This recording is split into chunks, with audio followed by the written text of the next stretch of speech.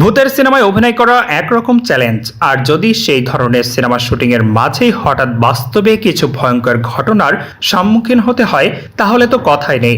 বলিউড অভিনেত্রী মৌনি রায় ভিন্ন এক অভিজ্ঞতার সম্মুখীন হয়েছিলেন। অভিনেত্রী ভূতের ভূমিকায় অভিনয় করেছেন, পাশাপাশি ঠিক ভিন্ন অভিজ্ঞতার কথাও জানিয়েছিলেন তিনি।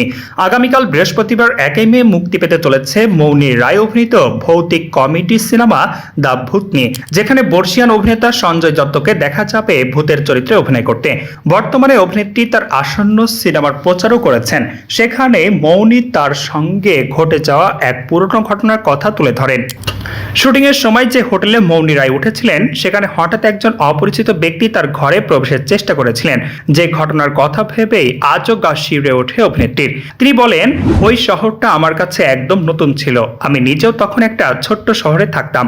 আসলে কেউ হোটেলে আমার ঘরের চাবি চুরি করেছিলেন, তাই আমার ঘর খোলার চেষ্টা করছিলেন। তবে যেটি ভালো বিষয়, তখন আমি একা ছিলাম না, আমার ম্যানেজারের সঙ্গেই ছিলাম। তখন আমরা বুঝতে পারলাম কি হচ্ছে, তখন চিৎকার শুরু করি। অভিনেত্রী বলেন, আচমকা এমন ঘটনার প্রথমে ঘাবড়ে যায়। এরপর আমরা রিসেপশনে ফোন করার চেষ্টা করি। বুঝতে পেরে ওই ব্যক্তি বাধা দিয়ে বলেন তিনি ঘর পরিষ্কারের কাজ করতে এসেছেন। আমি তাকে পাল্টা জিজ্ঞেস করেছিলাম, দরজা ধাক্কা না দিয়ে বা কলিং বেল না বাজিয়ে কে একেবারে দরজা খুলে আসে, তাও রাত 12:30টায়?